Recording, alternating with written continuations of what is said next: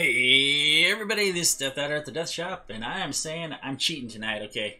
I took all my film and I just don't want to put it end to end to end, so we're streaming it live tonight, so you can chat with me if you want while we're doing this. Hopefully I'll be able to catch you. I'll be doing some other stuff too, and I'll be cutting the mic, so we'll be doing it through written chat on the side. But otherwise, please enjoy this edition of Cooked to Death. It's a special edition featuring prime rib, some cranberry sauce, homemade cranberry sauce. I'm never making cranberry sauce out of a can again. Never, ever. Yorkshire pudding and mascarpone mashed potatoes. Anyway, here you go, guys. Enjoy and happy holidays. Good early evening, everybody. This is Dethaddr at the Death Shop. And Merry early Christmas to everybody. I'm going to do something that everybody is scared of for some reason, but they shouldn't be. Cooked to Death today is going to be, prime rib, baby. I bought this prime rib the other day. I had it frozen, so of course I had to thaw it out. So we're going to start off by rinsing it out. Well, actually, we're going to start out by setting our oven first. We're going to set our oven to bake at 450. Let it preheat because you want to start at 450. Alright, we got this nice, yummy, delicious prime rib roast, which you're going to see in just a second here. It looks like they already tied it for me. I think they might have already cut the ribs off. I'm very lucky they did. Oh, it looks like they might have. If they did, then I'm very lucky because not only will I get the ability to have those bones later for tastiness, but at the same time, it also saves me a heck of a ton of time cutting it when I go to carve. Alright, first things first, you always want to rinse this thing off, so I've got it actually underneath my sink right now, and I'm rinsing it off. Trust me, that red stuff anyway, that isn't blood, okay, that's like the coloring and colorant. We're going to pat this puppy dry, and then I'm going to show you exactly what we're going to do to it. 1, 2, 3. This one here that I got's about, well, I think it was about 4.5 pounds, something like that. It's only myself, Heather, and Doug that are going to be eating this tonight, so we're doing a little early Christmas here. But this is what a prime rib looks like before you cook it. That's going to be plenty for all of us to go around there. Save a towel that we want to get it as dry as you possibly can, but you know, you don't have to be really nice. Thank goodness for Viva. Product placement. Alright, let me take a look at it, see if I can look at the, it says 3.99, yeah, 4 pounds right there. We got a 4-pound roast, so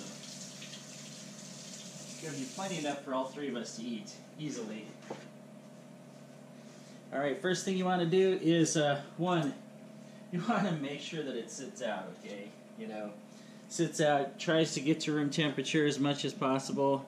You know, I did have this unfortunately frozen. You want to take it out a couple days in your fridge, but you want to bring it out to room temperature so that way you can press on the sides and everything will be fine there. Next thing you want to do is take yourself a sharp knife. Boning knife is what I'm using, because a boning knife cuts through bones, so watch out when you're doing that. Make sure you get all this silver skin and you just carve through it. Don't get your strings if they already got a string for you. Sonnenberg's in Spokane is a very nice butcher. They actually have really good meat. I'd say only one time I ever had anything bad from them, and that was bacon. Sorry guys, but telling the truth here. And but other than that, any beef that I've ever had, any chicken, all been excellent. So, and they've always tied these up for me too. Alright, so we want to get that silver skin. It looks like they did carve it. Nice. So we'll have the dino bones on here. We've got like 2, but I've got the meat portion. And you want to get underneath too and get all of the want to try and get the silver skin underneath these, especially if you're going to eat those later. If you're not turning them into soup or anything like that, you want to get that. Otherwise, that will be tougher than nails for your teeth to try and get through. But if you carve it up a little bit first, it'll all separate and get very, very tasty and very, very good.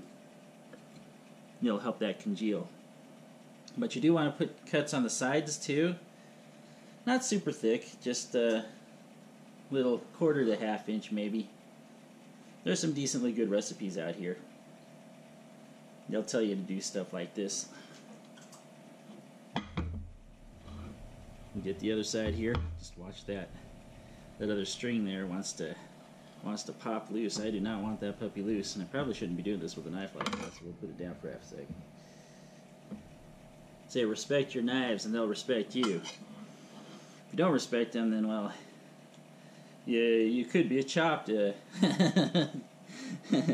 be a chopped contestant. I don't know how those quote-unquote professionals keep cutting themselves all the time. I mean, I know they got to be hasty, but haste makes waste, guys. Alright, I'm going to give another cut up the top there, because that silver skin is what you definitely do not want to have. It, as they say, is not good eats. Okay, next thing you're going to do is you're going to take some butter and rub it all around. I like to use butter. It's already thawed. There's a couple reasons for this. One, it's because it's easy to do, and second is because you get your nice little butter wrapper that you can use to help. But you want to rub this on everywhere. But we're going to do a little bit here, a little bit there. Your hands are going to get greasy. I didn't say this wasn't going to be messy, because I knew it would be. But you want to get everywhere, so we're talking the top, we're talking the back, we're talking the sides, we're talking the bottom, the whole 9 yards. You're going to get yourself all greasy.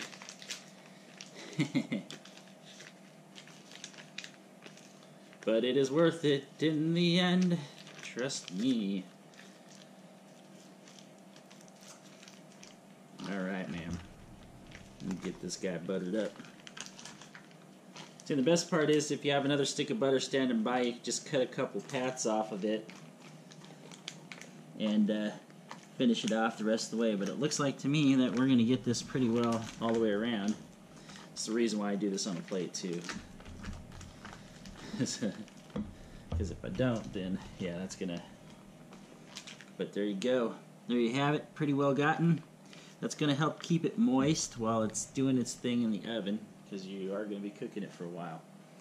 Now, despite the fact that I'm about to get messy again, I'm going to wash my hands because I want to get that grease off my hands here. When you do this, make sure you rinse all your soap off too, because yeah, soap is not part of the meal, especially in a holiday meal. You do not want soap in your...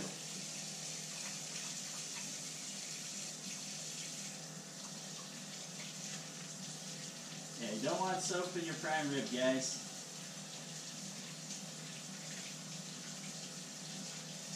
So we're at 204 in the oven already. 205, 206. Have a convection oven. You don't have to have a convection oven. It just helps a lot because it gets that heat distributed quick. Okay, we're going to clean off the hands. Now the trick to these is you start them at 450 and then you back it off.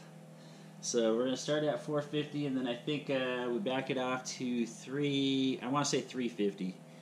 You give me a couple seconds here.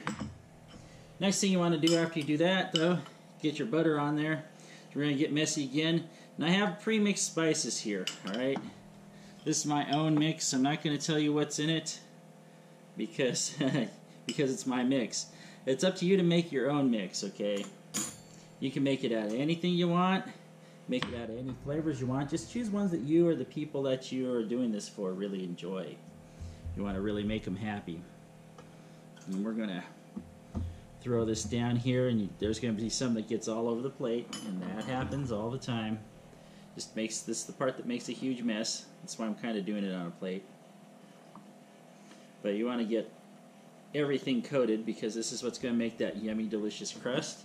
And also, since there is salt in here, it's also going to put that salt into the meat. And that is important. Meat needs salt like nothing else. There was like this one, I remember this one, it's one of them like almost like Aesop's Fable type stuff back in the day, where this princess had been like deposed or something like that and been lost for decades and stuff, you know, and she was supposed to like marry, or was, she met her father, and he didn't recognize her because he'd cast her out because he cast her out because he asked how much that she loved him. She says, "I love you more than meat needs the salt."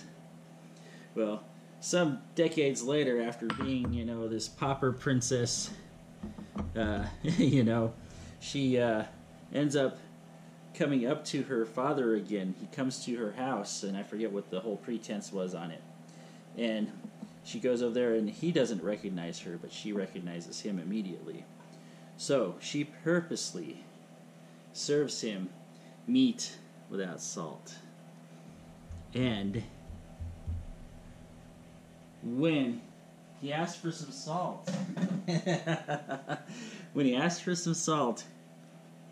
all of a sudden he realized who it was he was talking to. And of course he took her back after that. Okay, prime rib. Now, as you can see, I don't have a proper roasting pan, but I mean, I do have a proper roasting pan. I don't have a proper roaster, but this will work. One small wire rack here, if you have one. I'm not going to buy one either, because I mean, I can do this, and this is cheap. Make sure you put your bone side down, because that's the way it should go. I'm going to take the rest of my stuff and put it on top, pour it off. There's going to be some stuck to the plate, but I'm going to pour it off. And the reason why I'm doing this is because all this stuff that's going in here, I mean, even the butter, I'm going to scrape this plate here. This is all going to end up in your jus. And you really, really, really want your tasty stuff in your jus. In fact, I suggest when you make your own recipe of spices to put on there, you can put anything that you want under the sun, but stick to stuff that you and the people that you like, I mean, the people you're making it for like. And make sure that you taste it before you put it on there. Because if it's too salty, it'll tell you right away if it's too salty. And if it's not salty enough, you might want to add just a little bit. But remember, you can always scale back on salt when it comes to your jus. But if you have it too salty already, it's really tough. It's really tough to rescue it from then, after it's already been baked. So it's better to be slightly undersalted and having to add it than it is to come back later. Alright, so we got that right there, all ready to go. We're going to use some beef broth now. And mine is not warm. All ready to start. Let me see if I can. Looking for the open one. Got to have one that's open in here. Alright. Using Trader Joe's, partly. But the other partly I'm using is a Pacific Organic beef broth. Reason why is because that one's low sodium. But I already had this one open, so I'm going to use this whole thing. Now I'm going to pour some over the top and get some of those spices off of there. It'll be okay. Don't worry, don't worry. That's the reason why I put all those spices on there to begin with and put them super thick on top. And then the rest I'm just going to stuff right in the bottom. Now you do want to keep a couple extra pieces of butter out. A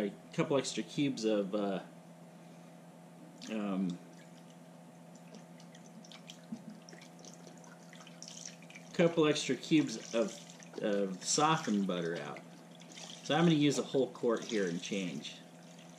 And this is not to flavor the meat at all, because this isn't even going on top of the meat until we start cooking here.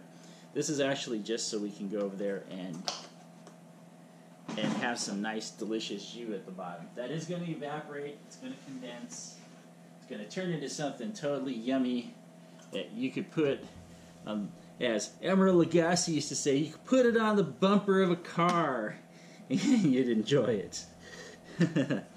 I have a slightly more colorful version with dog excrement, which is not tasty at all.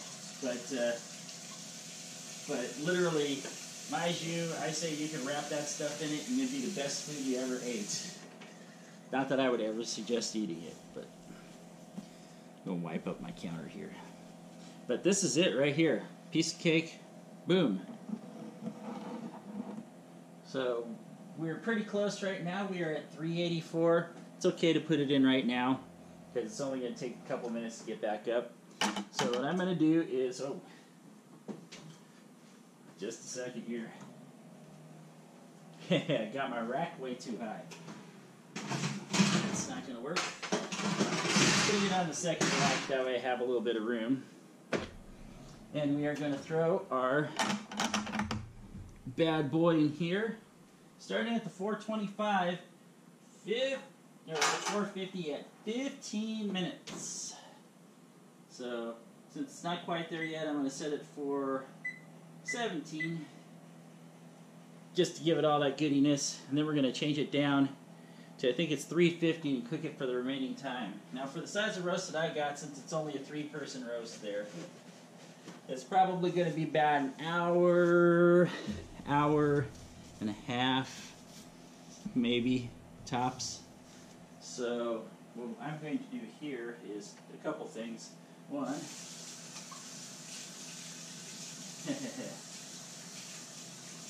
number one thing that you want to make sure that you have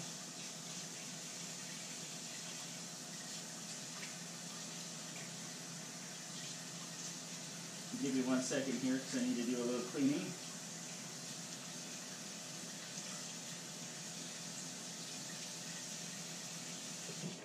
Alright, is a nice meat thermometer, okay?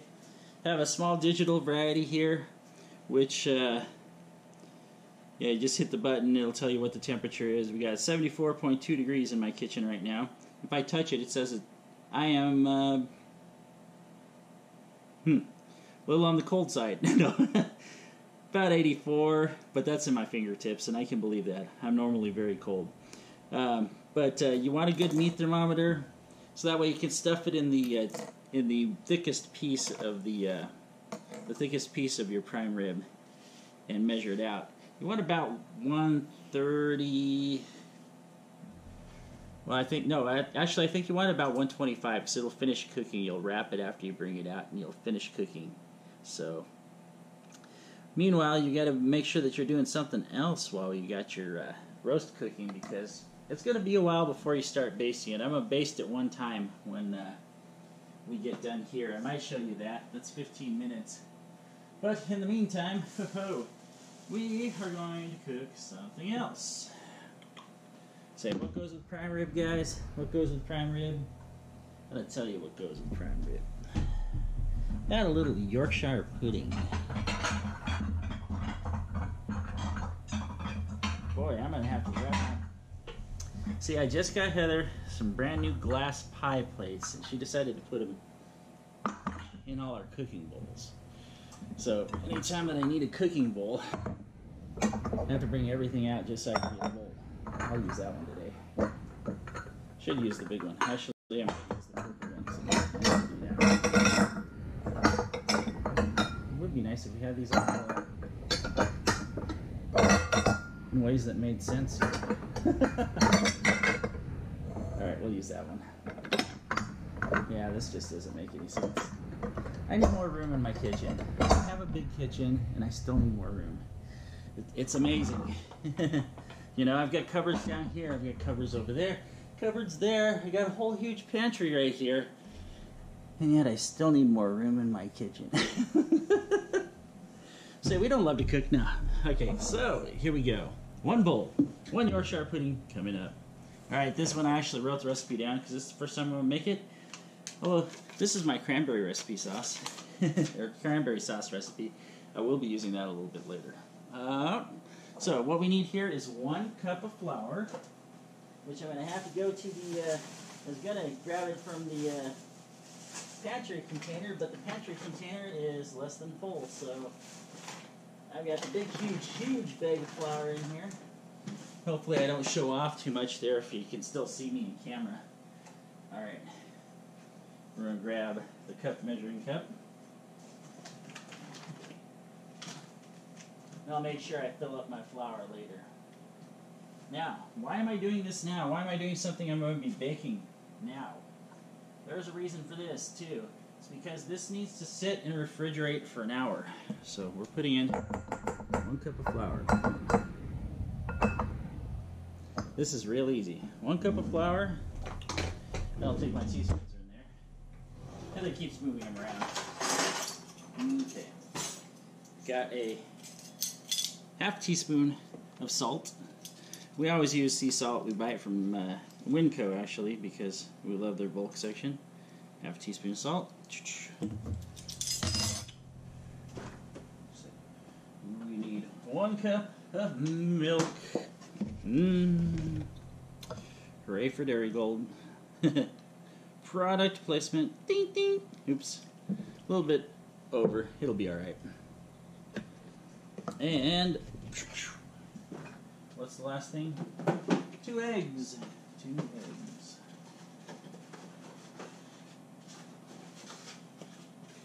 Which we've got a lot of holiday baking left to do, so we've got a bunch of eggs. And some people like to leave the eggs hanging out. Warm. Matters what I'm doing. And you know what? There is something else I'm going to do here too. I'm going to be safe. Always be safe and do your eggs individually outside your bowl before you throw them in. 2 reasons are, if you don't split it correctly, because sometimes they have a mind of their own, you can get the pieces out real easily. And second of all, every once in a while, even though they're pasteurized and everything, USDA messes up and you get one of them ugly, bloody eggs. Nobody likes a bloody egg, and especially don't like an overshore pudding. I'm going to use a slightly slotted spoon for this. Break up them yolks. Just mix this puppy up. The only other ingredient to this is 4 tablespoons of oil, which is going to go in they say an 8x8 baking pan. And it goes in for $4.50, which is kind of funny, isn't it? $4.50. For a whole whopping 20 to 30 minutes. But the thing is that the whole time that that's happening, you cannot open that door, because this is kind of one of them little cooking tricks where it puffs up in the oven. What you got here is something that looks kind of like a pancake without like the big the baking powder.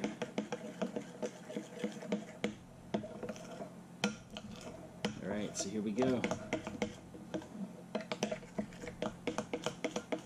I'm not going to whip this. I could, but I'm not. And all I'm going to do is just let this hang out. You want it to hang out for at least 2 hours. And what's going to happen is you'll hang this up for 2 hours, let it wait. The other thing is that you're going to grease that pan, you're going to put the oil in that pan, right? And what's going to happen is you're going to put the oil in the pan, put it in the oven at 450 for 2 minutes while it's hot, and let it heat up, not while it's hot. You're going to pull it out while it's still warm, and throw your piping cold batter into it. If you throw your piping cold batter into it, throw it in there, set it for the 20 to 30 minutes without looking at it, and opening it up like those people on Chop do, which irritates the hell out of you. When you want something to cook, you cannot open that oven, guys. Remember that. When you're looking to bake something, cook something in the oven, and you need to get it up to temperature, if you keep checking it, it's never going to cook. Never. Never going to cook. Get that through your thick skull. So it's better just to let it set and hope that it's done, if you're like in a chopped kitchen, than to go over there and keep checking it and 100% assure that it's not going to get done. So anyway, I still have 8 minutes before we pull that roast out. So we're going to end up, what we're going to end up doing is just basting it and putting a couple pats of butter on it, and then we'll check it every like half hour. Baste it again with that juice that's in the bottom. Put a couple extra pats of butter on there. Make sure that Make sure that that happens for about the first hour. You want to put an extra butter on there just to keep it like super moist. But at the end, you know, if you got more time than that, I'd say the second application is probably enough. If you want it super tender, have nice edges and everything, very tasty, that's how you do it. And then all you gotta do is temp it out. Anyway, I'll be back a little bit later and then I'll show you what's up. Say, by the way, in case you don't know, you're watching Cooked to Death, and I'm Dethaddr. Alright guys, and we're back, and I'm going to try and do this, hopefully without steaming the camera up. Woo! Probably not. Okay, there we go. 450, 15 minutes. Actually, this was 17 for me, but that's okay. And all we're going to do here is we got our little ladle, and we're going to give it a little yum. Yum. Yum. You'll notice I turned it down to 325. It's 325, not 375. Or did I say 350? 325. 325 is going to be the nice slow roasting process. It's going to make this ultra yummy. But take a look at that. You can already see the brown on it. Can you believe that? 15 minutes of cooking. You actually can do ribs in about 15 minutes. A nice beef back ribs. Yeah. Alright, so all we do is do a little bit of that. And like I said before, what we're also going to do is we are going to put some butter on it. And I need a place to put my ladle down, so I'm going to put it on my hand. Get to see like my whole entire house and kitchen, how messed up it is. Look at all them bottles that I got. See, we do like our wine. We'll be having some tonight with dinner. Stay away from the pantry there, since I'm doing like handheld. And then we're just going to do, a little butter. Butter on the top, please. Should have left the other butter knife out because I don't want to really contaminate my, the rest of my butter because I got a whole stick over here. So what we're going to do is, that might be a little much. It's okay. It's yummy. It'll act as you. Might need to take some of these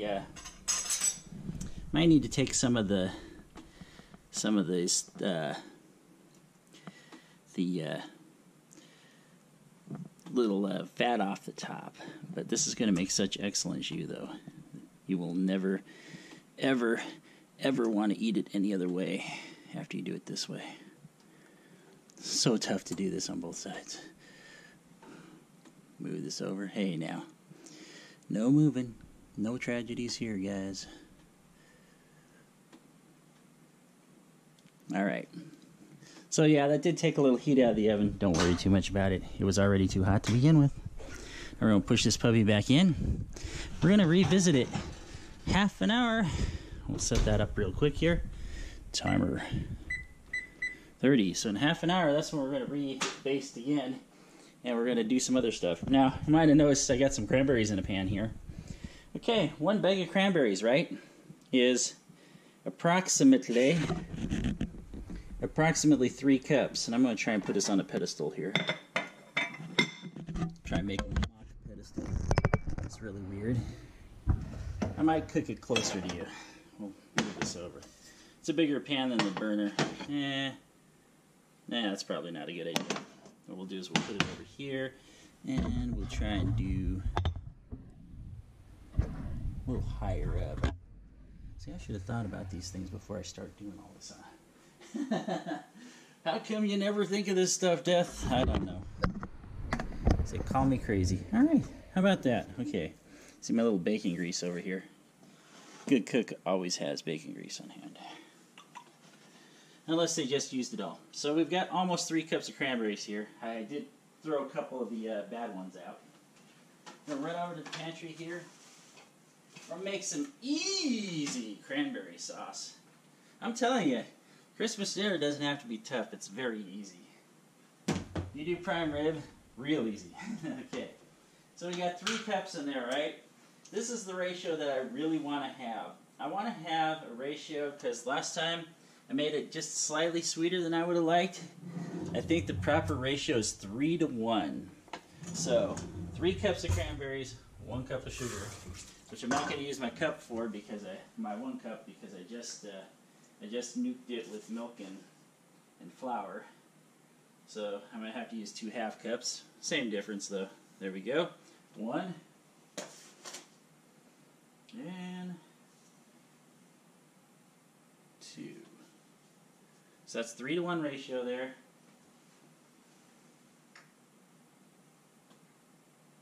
Yeah. Because I did 1 1/2 cups to 3/4 cup, a 2-to-1, and it was a little too sweet. So we're going to do it this way. Alright. Then all we want is spices, and if you want zest, you can put zest in here.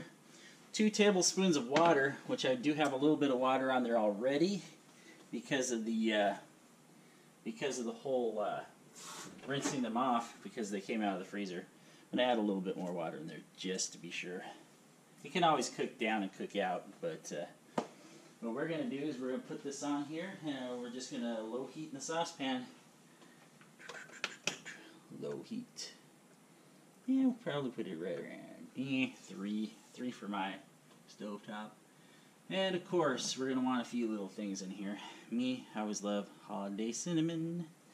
I always get a big huge jar from Winco. It's dustier and dirtier than crud because of it, but cinnamon gets everywhere. And it also stains too, so watch out please. A little bit does go a long way, so it's about all you're going to want. I do everything from eyeball, by the way. We give it just a tap more because I like it. If I had cardamom, I'd put it in here. I really would. I'm not going to put cardamom in because I don't have any. Because orange goes very well with cranberry. Now, here is the crazy part, okay? If you don't know what these are, got them from World Market. Nutmeg. Real nutmegs. Okay. A little bit goes a long ways with these guys. And I am warning you, a little bit goes a long way. Now, what I need is my little spice cleaver. I think that I'm not finding it where I should be finding it, so I don't have my microplane, which would be the preferred method. But if we don't have the microplane, then we're going to have to go with a cheese grater. This box grater lost its handle, which is why we got another one for cheese. Actually, we have another 2 for cheese now.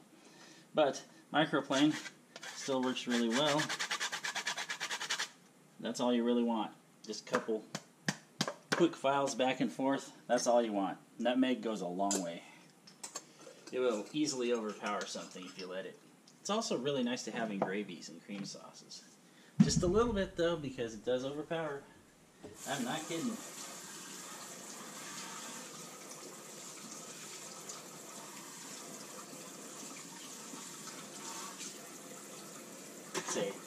So, what am I having with dinner tonight besides the Yorkshire pudding? Well, guys, big shout out. It's a Klein Viognier. That's what we're having tonight from North Coast of California. So, generally, I do like the Okanagan ones better, and I do have some from Okanagan, but I found that at World Market the other day. It was a very great price, and I'm like, told Heather, let's just buy this bottle and we'll have it with holiday dinner. It'll be great. And guess what? I found on my cooking plate over here, one that I use for spoons and stuff like that, is a spoon rest. I found my big spoon, which is what I wanted for this. I don't mind that it's not the Yorkshire pudding because it helps stir it up a little bit there.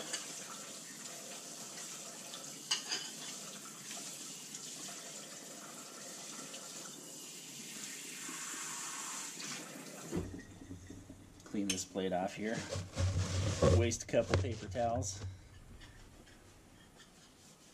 Hate being a bad boy and wasting paper towels, but we're going to need to in this case. So you can see we got a deep fryer over here too. Deep fryers are nice. The problem is that yeah, they are a mess. Have that spoon there. Well, actually, we're going to use the spoon right now. Who am I kidding? We only clean stuff just so we can mess it up again.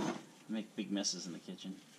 Alright, I'm going to mix this up really good because as you can already see, it's already starting to get a little glaze on there. By the way, in case you're wondering, I'm using the Bialetti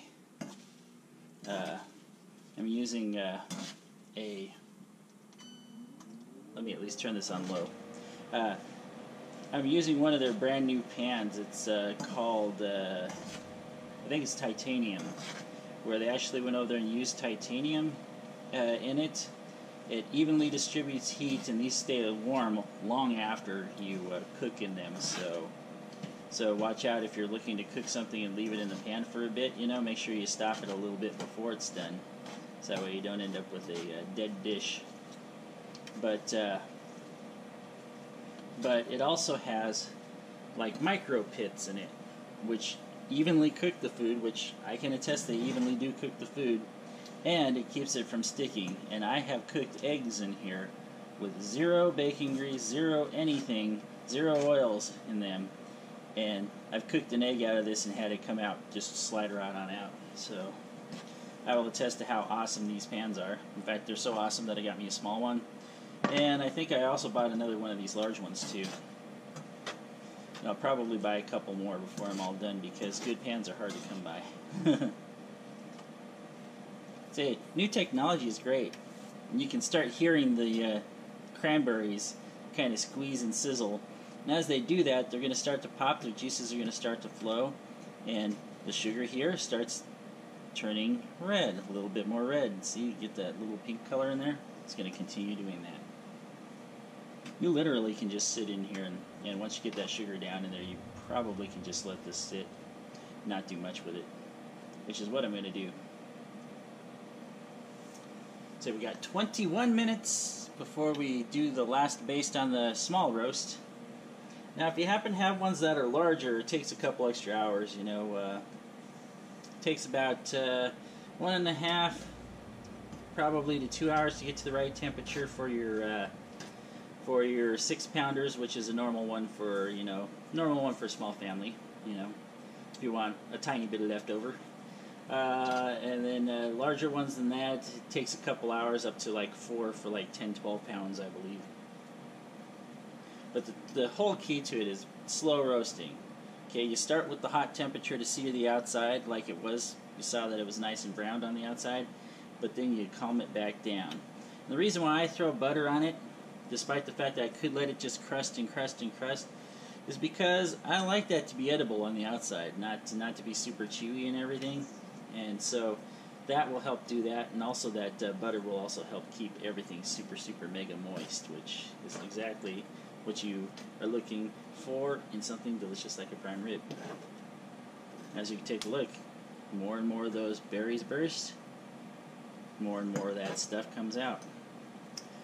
One thing I am going to do, though, is I'm going to pull out a little tasting spoon here.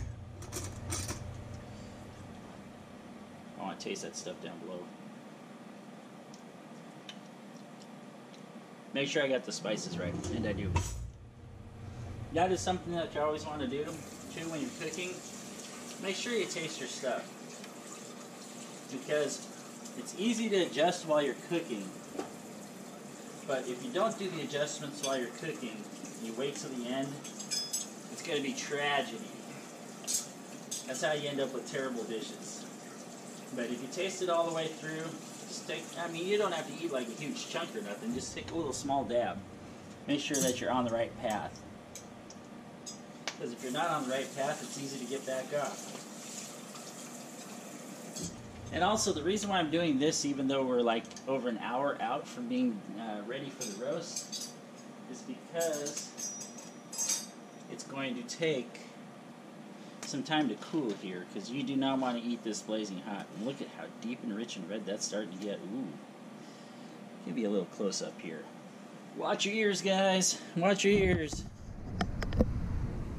Take a look at that red, baby. Look at that. Gee, Alfred Hitchcock wishes he had that kind of red back when they did Psycho, huh? You can hear those cranberries sizzling. And look, it's only like on 3. Really. It's not that high. Not that high a temperature at all.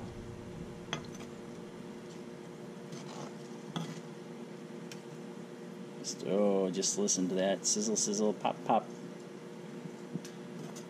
This is going to be delicious.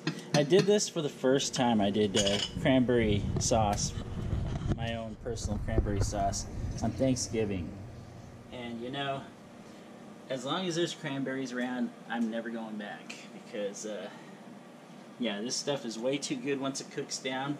You'll know that this is done when those berries cook down, they lose all the white, everything turns red, and those will all look like little rubies in there. They'll be like little tasty ruby gemstones of goody goodness. It's going to be way more than enough for 3 people. I'm doing it on purpose. 1, because I need to use the cranberries. I mean, it's an obvious reason. And 2, because I want some extras, because this stuff is that good. And I wish I could have it like all the time, but but I know better. Alright, let's see if I can get that one off there. See, that's what happens, is that stuff gets really sticky. And yes, these pans are tough and they can take it. See, I'm becoming an ad spokesperson for stuff, but you know what? The thing is that Heather and I, we've had so many, and I mean tons of pans. I mean, this was our last set. It was by them too, by Letty.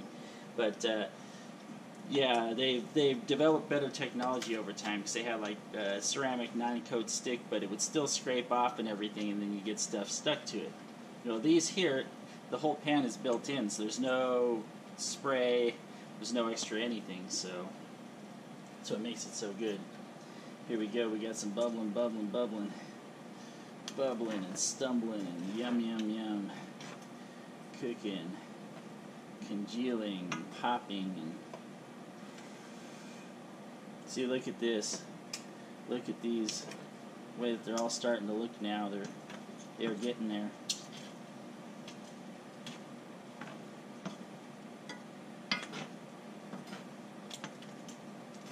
And it's as simple as that. You just want a little bit of water, 3-to-1 cranberries to sugar. You can even make it less if you think it's too sweet when you're done. Because last time I thought that 2-to-1 was too sweet, so this time I'm doing 3-to-1 cranberries to sugar, and we'll see what happens.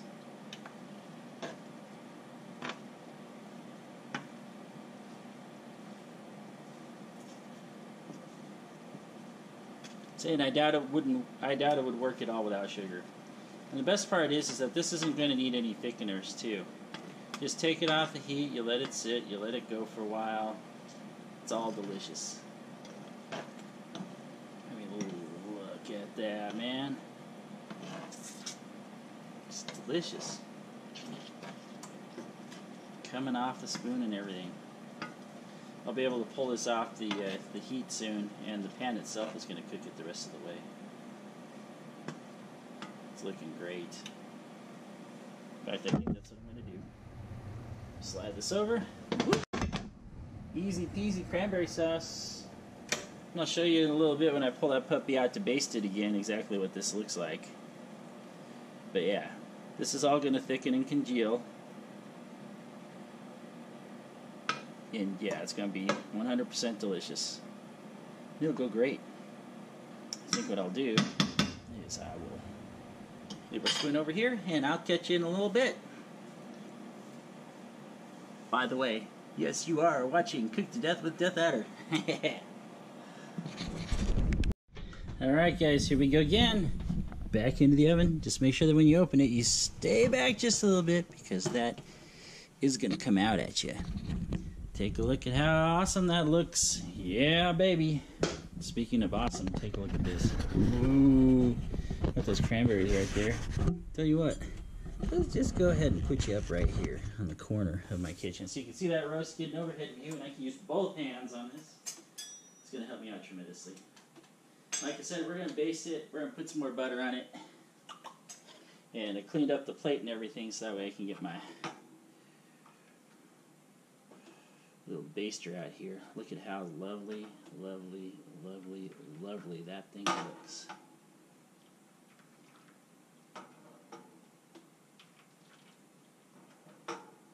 I don't think this is going to take too much more time at all. It's looking very delicious. Not want any Like I said, I don't want any of that non-tasty stuff on the outside, so I don't like the rubbery stuff. Some people like the rubbery stuff. I'm not a big fan of it. If I did, then I'd stop basting and buttering it and just let it crust. That's how you do that. And you can do it that way. And some people like it that way, but Dethaddr doesn't, so we'll do it my way. Not exactly the better way, but for me it's the better way. This time I'm not going to be so generous with the butter. Don't want more than another full stick on here. Come on, man. He already buttered that thing up with like half of a stick already, so there we go. Ooh, look at that. Delicious and nutritious, kind of. All right. Once again, want to thank Sonnenberg's in Spokane for this wonderful, wonderful feast that we're going to have. What I'm going to do here is take this and stick it in the thick part of the meat away from the bone. See what we got for temperature, which probably ain't going to be anywhere near good. No, sir, we are in the 90s. Which, that's perfectly expected right now. I think that if I have to say how long it's going to take, we need at least another half an hour, so we'll put half an hour on the timer. Whoop, there we go. That should get that puppy right up around where we want it. And then we'll pull it out and let the actual, the magic of Mother Nature, the magic of cooking take place, and let it heat up the rest of the way while it's inside aluminum foil, which I think I will go ahead and prep that right now, so I can have about half an hour, because if you're watching some of my Final Fantasy videos, Final Fantasy 15 videos, you will know very well that the Christmas present is out. Everybody gets it. They're not telling you what you get. You get 2 surprise things plus a couple potion type things. But the thing is that it's out, and it says the numbers are 0 through 9. So they're not going to weed anybody out. Anybody who finds the treasure is going to get it. It's near one of the bases. It's a pretty easy one to find, I think. So I'm going to try and find it in 30 minutes or less with my main account. Radia's going to have to wait till later on this week. You're going to have to catch me and see if she will actually do it. Well, actually, they're both kind of Radia, but here we go. Let me creak for a second. All right. This is what our cranberries turned into. Remember what I told you? This is all going to look like rubies here when it's done. Look at that. Dark, rich, red. Just cook the rest of the way in its pan. It just takes 10 minutes. You cook the sugar down. Let me taste this. Oh God, man. Oh my God. All right. 3-to-1 cranberries to sugar. You get a little bitterness of the cranberries on it, and you get just the right amount. Oh, that's perfect. Oh my God. I hope that gets to dinner. I could eat it all. I'm embarrassed to say that, but yeah, I could eat it all. And just to show you about the pan, look at this, man. It's a cold pan. I can wipe that off with my finger. Got sticky sugar, so that tells you these pans are friggin' good. Anyway, Death Shop, you're watching Cooked to Death. Got 27 minutes to try and get my treasure. Hey, we're back. Anyway, it's just about to go off here. I'm going to go ahead and hit the timer on it. Woohoo! Yummy, yummy cranberries. We're going to take a look inside and temp it out. We're going to see if we're ready. Oh, it looks like ready. It smells like we're ready. So let's take a look. Oh, look at that beauty right there. Yeah. That's the stuff. Just a little update on Final Fantasy 15. I was able to find the treasure. It's actually in the first area. Right about where my guys are at, near the kings, there's an outpost that turns into an outpost later on. Stuff it in the thick part of the meat. What do we got for temperature?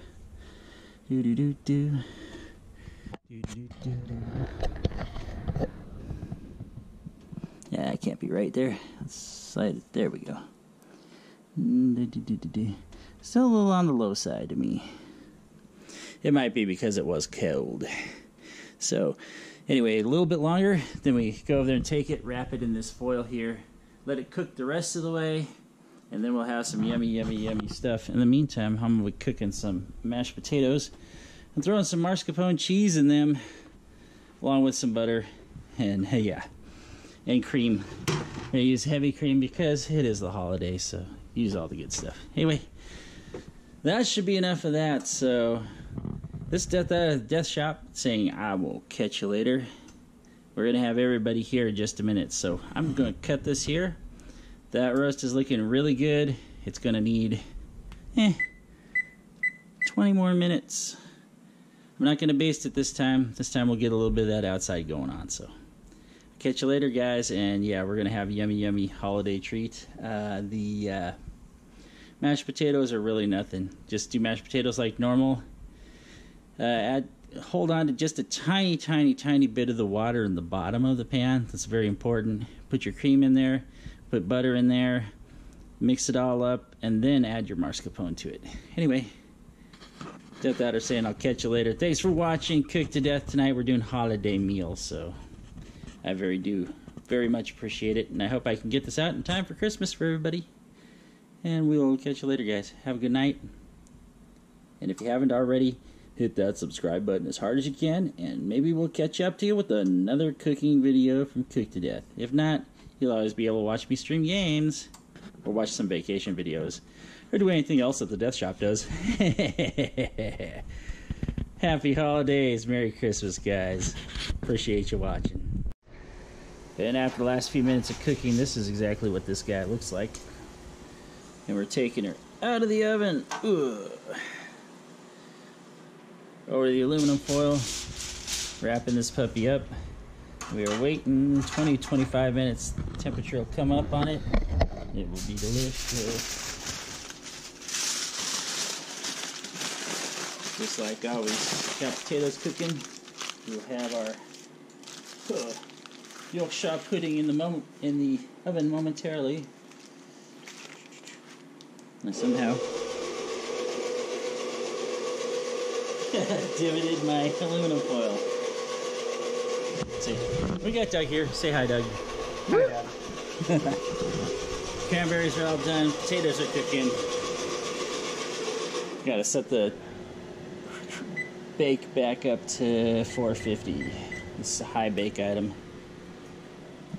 And no, you don't get to see the tasting today, but you do get to see the wrap, so you gotta see the wrap. So be happy with the wrap. Boom, there we go. One. Waiting to be eaten. Yummy, yummy, delicious. Prime rib for 3. Awesome.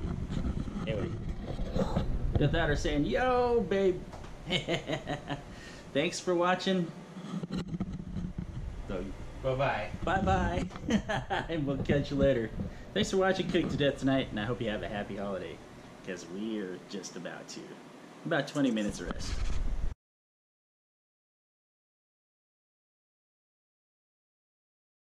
Alright guys, this is Dethaddr one last time saying thank you everybody for coming in and watching tonight. Indestructible Legion, thanks for showing up today. Hey, it's good to see you again. And it's nice to put out a Cooked to Death for you. Love the Castlevania shirt, Death. Anyway, Dethaddr signing off. Happy holidays everybody, and hopefully you can cook a prime rib for Christmas too. I'll catch you later with something else later on this week. I'll probably be making cinnamon rolls down the line. I'm not going to give you my cinnamon roll recipes. Don't even think about it. Besides, it takes a long time to make those anyway because you have to wait for the stuff to rise. So, anyway, Dethaddr saying thanks for watching, guys. Go ahead and hit your subscribe button down there if you haven't already. And check out the contest I have going on.